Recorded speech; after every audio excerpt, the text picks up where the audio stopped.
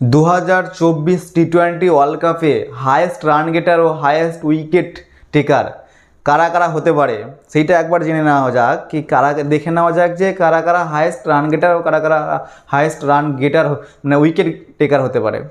তার মধ্যে যে প্রথম যেটা হচ্ছে যে হায়েস্ট রান গেটার যেটা হচ্ছে যে এখানে দেখা যাচ্ছে যে গুরবাজ মানে আফগানিস্তানের গুরবাজ 8 ম্যাচ খেলে 281 রান করেছেন ও তার অ্যাভারেজ হচ্ছে 35.12।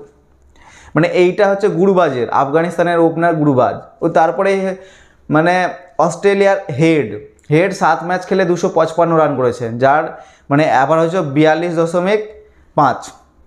ও রোহিত শর্মা, আমাদের ইন্ডিয়ান ক্যাপ্টেন রোহিত শর্মা, তার যে মানে তিনি যে 7টা ম্যাচ খেলে 248 রান করেছেন ও তার অ্যাভারেজ হচ্ছে 41.33 মানে 33 সেটা বলে।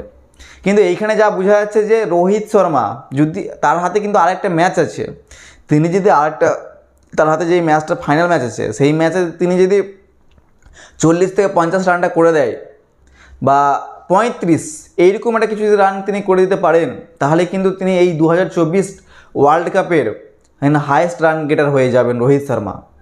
আর না হওয়ার কিছুই নাই, কারণ তিনি যা দুর্দান্ত ফর্মে আছেন, তিনি কিন্তু 30-40 রানে একটা পারি খেলতেই পারেন।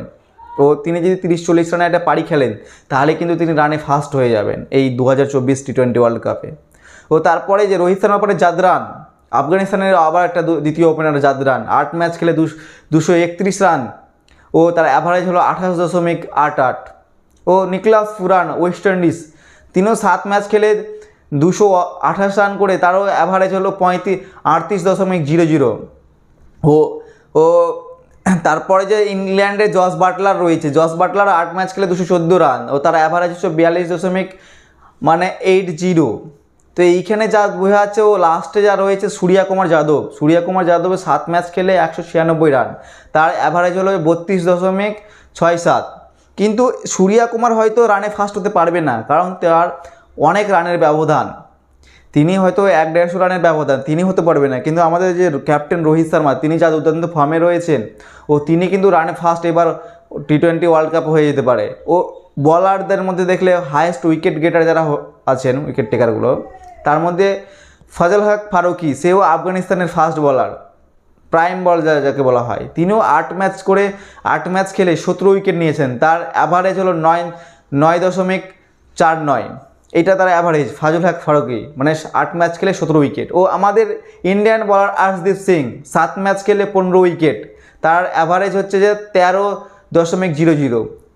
এখানে একটা জিনিস আছে যে অ্যাডভান্টেজ যেটা আছে যে কি আর্শদীপ সিংয়ের কাছে কিন্তু একটা ম্যাচ আছে, তিনি যদি একটা ম্যাচে আর 2 বা 3টে উইকেট নিয়ে নিতে পারেন তাহলে কিন্তু তিনি হায়েস্ট উইকেট টেকার হয়ে যাবেন 2024 টি-20 ওয়ার্ল্ড কাপে। আর না হওয়ার কিছুই নাই, কারণ তিনি 2 উইকেট 3 উইকেট নিতেই পারেন, কিন্তু তিনি প্রত্যেকটা উইকেটে যে মানে ম্যাচে যেভাবে 2 উইকেট 3 উইকেট নিয়ে এসেছেন শুধু ইংল্যান্ডের বিরুদ্ধে ছাড়া, তিনি কিন্তু যদি আর 2টা উইকেট নিয়ে নেয় বা 3টে উইকেট নিয়ে নেয় তাহলে কিন্তু তিনি হায়েস্ট উইকেট টেকার 2024 টি-20 ওয়ার্ল্ড কাপে হয়ে যাবেন। ও তারপরে রাশিদ খান, আফগানিস্তানের 8 ম্যাচে 14 উইকেট। ও রাশিদ হোসেন, বাংলাদেশে 7 ওভারে 14 রান 7টা ম্যাচে। বুমরা 7টা ম্যাচে 13 উইকেট।